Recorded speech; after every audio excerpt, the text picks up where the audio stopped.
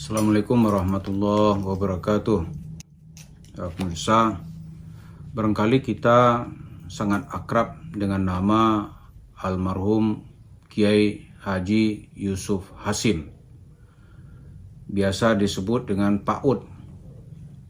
Beliau terakhir pimpinan pondok pesantren di Tebu Ireng. Secara kekeluargaan atau nasab, dia adalah paman dari mantan Presiden Abdurrahman Wahid. Dia adalah anak dari Hadratus Syekh Hasyim Asy'ari. Jadi Wahid Hasyim dengan beliau itu saudara. Perjalanan dan kiprah Pak Ud ini mula-mula di dalam zaman pergerakan atau awal-awal kemerdekaan dia pernah menjadi tentara. Tapi kemudian keluar aktif di tengah kegiatan sosial. Di zaman era demokrasi parlementer, dia menjadi anggota DPR mewakili NU. Terakhir di awal Orde Baru, dia anggota DPR mewakili P3. Dalam kegiatan-kegiatan sehari-hari, Pak Yusuf Hasyim ini atau Pak Ud ini sangat egaliter. Kami anak muda di awal-awal reformasi ya tentu saja sangat dekat dengan Pak Ud. Di saat kedekatan itu banyak cerita-cerita humornya yang keluar. Yang sebetulnya juga tidak kalah banyak dari cerita-cerita humornya Gus Dur. Pak Ud, salah satu humor Pak Ud itu dia bercerita tentang pencuri yang digebukin dalam masjid. Bagaimana ceritanya Pak Ud? Ini begini, dulu tuh ada orang mencuri. Mencuri ketahuan, ketahuan dikejar.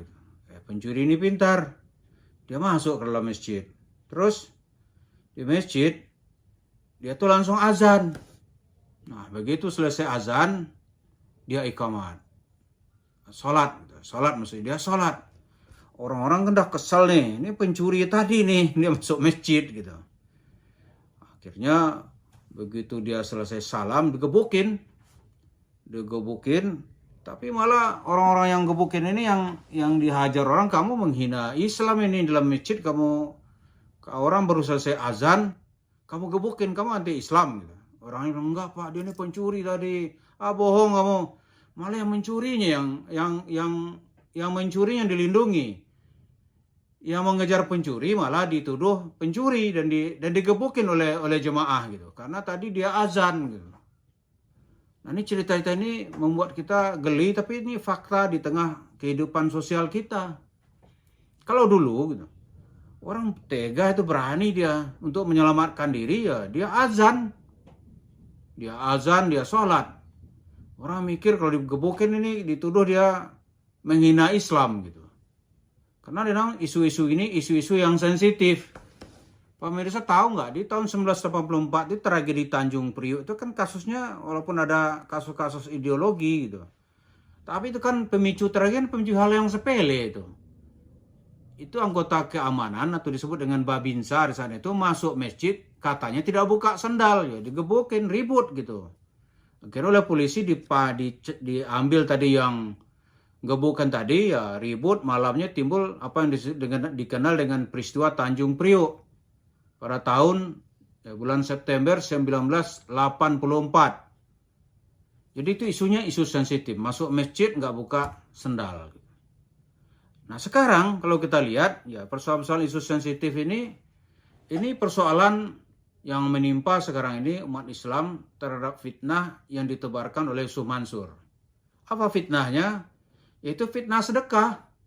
Di masjid-masjid dia mengondol uang jamaah dengan dalih sedekah. Nah orang harus bagaimana ini? Kita bercerita ini malah kita yang dituduh membuka fitnah lah, membuka aib lah, ghibah lah, dan segala macam gitu. Malah ada makin lama kita lihat orang mulai berani menyerang secara pribadi.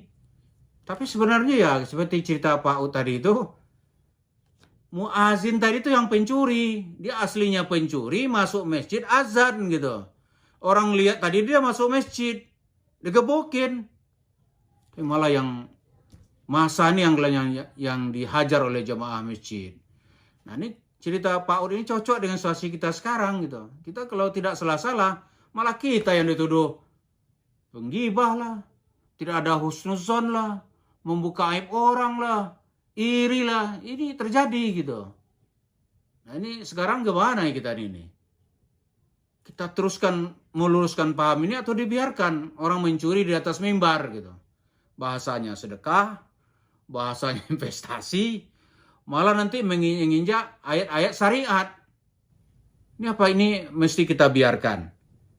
Ini mudah-mudahan kita semua mungkin harus berpikir secara waras gitu, melihat fakta yang sebenarnya. Jadi jangan cepat terbawa emosi gitu. Nah, kalau kita cepat-cepat terbawa emosi, hakikat yang sesungguhnya tidak akan pernah bisa diwujudkan.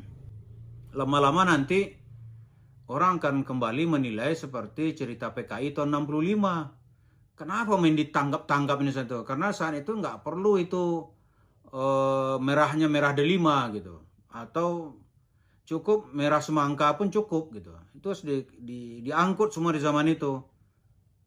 Merahnya itu ya kalau di luarnya merah, dalamnya merah tuh pasti zaman itu PKI benaran. Tapi di luarnya hijau kayak semangka gitu. Dalamnya merah, terus gimana? Ya tetap saja dikenakan operasi kalong sama zaman itu namanya. Maka dalam pemeriksaan kemudian dia diklasifikasikan. Ini golongannya golongan apa? Golongan A, B, C, dan seterusnya gitu. Kalau dia alirannya aliran kelas berat, maka di KTP nanti ditulis ET, ex tahanan. Jadi seperti itu. Sekarang di masjid orang tahu nih, wah ini tipu ini pembohong nih, tapi tidak ada tindakan hukum. Nanti terjadi akumulasi, tindakan ini nanti ya masa akan tahu sendiri. Jadi karena itu para pemirsa ya kita tidak boleh menuduh, jangan buka aib orang, jangan bergibah, jangan memfitnah. Yang benar dong jalan yang benar gitu. Jadi mudah-mudahan cerita yang ditampilkan oleh Pak Ud ini memberi inspirasi kepada kita semua supaya kita makin bisa menalar sebuah peristiwa. Supaya umat Islam ini yang diingatkan oleh Rasulullah jangan masuk, ya biawak itu tidak pernah masuk ke dalam lubang yang sama berkali-kali. Mudah-mudahan kita ini tidak terantuk atau tidak terpuruk pada lubang yang sama secara terus-menerus. Semoga kita makin diberi hidayah oleh Allah Subhanahu wa taala. Wassalamualaikum warahmatullahi wabarakatuh.